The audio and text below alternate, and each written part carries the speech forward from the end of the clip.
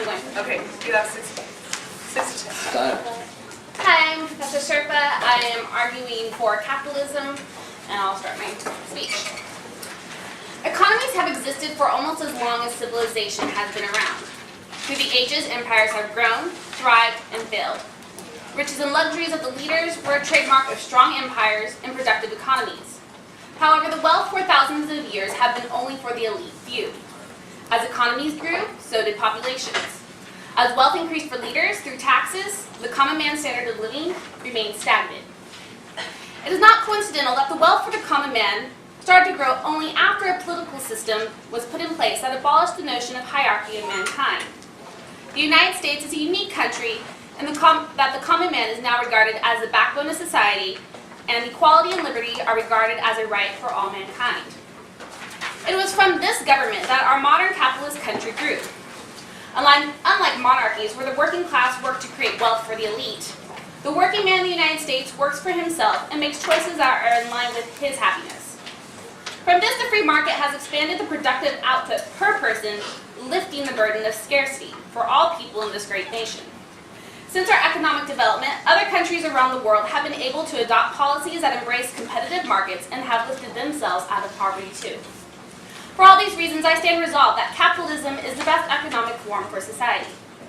For the purpose of clarity, I would like to define a few terms for this debate. All these terms are from the Merriam-Webster Dictionary online. A free market, an economic market or system in which prices are based on competition among private businesses and not controlled by the government. Capitalism economy, a system in which most means of production are privately owned and production is guided and income distributed largely through the operation of markets. A command economy, an economic system in which activity is controlled by a central authority and the means of production are publicly owned. This is what we usually call a socialist economy or communist economy. Money, something generally accepted as a medium of exchange, measure of value, or means of payment. Liberty, and this is taken from the Oxford Dictionary. The state of being free within society from oppressive restrictions imposed on authority on one's ways of life, behavior, or politics. Now I'd like to set a criterion for this debate. The side that can prove their economic system can raise the standard of living for their citizens along with preserving the right of liberties will win this debate. Now I'm moving on to my contentions. My first contention is the best economic system that has to create economic growth per person is the free market. Angus Madison in the World Economy shows that real GDP per capita was 444 international dollars on average in 1000 AD. Note that these are a little bit different than what we're used to in monetary terms because this is a unit of measurement across countries and throughout time. But just note, $444, 1000 AD, and it increased only to 593 in 1600. That's only a 33% growth over the course of 600 years. It wasn't until the 1700s that England experienced an industrial revolution. This allowed production per person to increase. Then something funnier than happened. An annoying country that overflew through her king took the lead in economic growth, the United States. By 2000, the United States had reached 27,000 international dollars per GDP per person. So just note, 444 beginning of 80 to, what did I say, 593 to 27,000. That's production ability per person. But this wealth is not limited to countries that started their development in the 1700s. Other countries that have struggled with their economies have been able to adopt policies that allow real GDP per capita to grow too. Capitalism has lifted the burden of scarcity like no other empire before her. The countries that are trying to lift themselves out of scarcity actually are able to somewhat catch up to the United States. Not quite, but they can grow faster than what we did because they're not a leader country. They adapt our economic innovations, use our technology, and they actually are able to grow and lift themselves out of scarcity a lot faster than what we did. My second contention is that a free market or capitalism uses its resources optimally and efficiently. Many of you probably have heard of the quote from Adam Smith, "the invisible hand," but you may not realize what it means. The idea is the price mechanism in a market is a signal that allows us to go to the store and make a transaction that's satisfying to us, the buyers, and also to the seller. It is also the signal that to the producers to make more of something or to make less of something. As a result, in the long run, the right amount of everything is produced. This is not limited to just necessities. It captures the essence of wants too. Art can be developed that is the best. Music that people will listen to. Movies and entertainment are constantly getting better and changing. We are far removed from necessity with our purchases and have moved actually into a world of luxury. This price system is a simple cure to the coordination problem that command systems have failed to address. And I believe a resource economy cannot possibly address this either.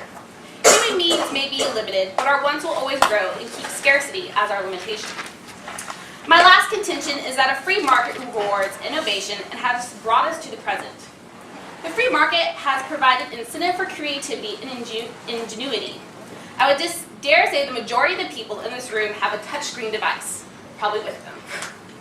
And that 10 years ago, you didn't. And probably your parents didn't either. That is capitalism for you. Because an inventor was able to turn a profit on his idea, he reaped the rewards of his work. Property rights, patents, and strong financial institutions, along with the market, have made it possible for people like Steve Jobs, the Wright brothers, Henry Ford, Thomas Edison, and thousands of other inventors and entrepreneurs to become successful. But yet, everyone in this room has benefited from their perspiration and their perseverance. In conclusion, the world has limited resources: land, water, precious metals, and vegetations. Some of these resources are renewable and creatable. Others need to be carefully preserved and reused. But since the Industrial Revolution, mankind has tapped into the use of these resources as never before. Population growth is no longer a problem, as labor is simply an important input to creating more output. Countries have adopted policies that promote economic growth, watch their societies move away from starvation into prosperity. If every country was efficient and productive with resources that they had, we would not have to worry about basic scarcity as a global community. Free trade would allow countries to specialize in what they're good at making and producing and import what they cannot make. As the great economist Milton Friedman put it, so that the record of history is absolutely crystal clear. There is no alternative way so far discovered of improving the lot of the ordinary people that can hold a candle to the productive activities that are unleashed by a free enterprise system. I personally would advocate the free market is the best way to lift the burden of scarcity in this world and lift the most people out of poverty to prosperity. Thank you.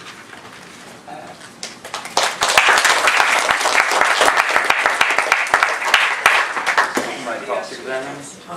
No, yeah, cross. Okay. I'd ask you to keep your answers short and reasonable. Same courtesy. Right on. First of all, GDP is a form of measurement, correct? Yes, it But is. that also takes into account all the debts and deficits of a country, and it also is not exactly accurate, correct? It is, I would say it's an accurate form of measurement if you're looking at what we are producing. What we are producing and consuming. What we're producing and consuming. And the numbers I quoted earlier are also taking into account measurements of looking at older societies versus current Over time. societies. That's why, I mean, obviously GDP per person was more like 44,000 in our dollars in 1990.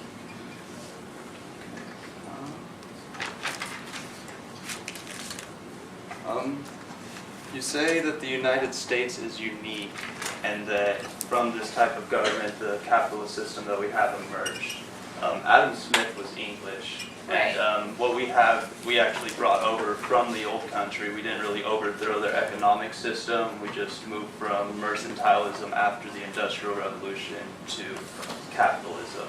Right, I would So actually agree with you I that. have to question the uniqueness of this country and that system.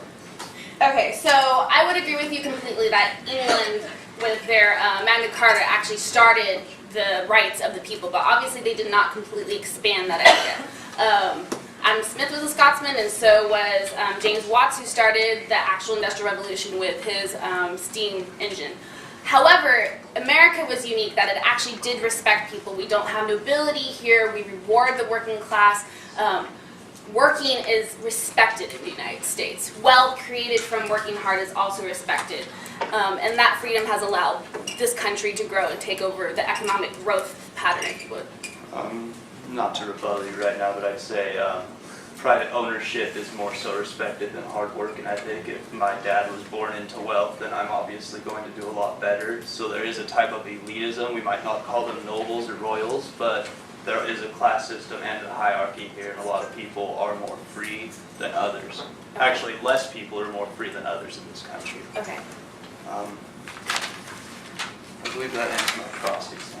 All right, thank you. Does anybody have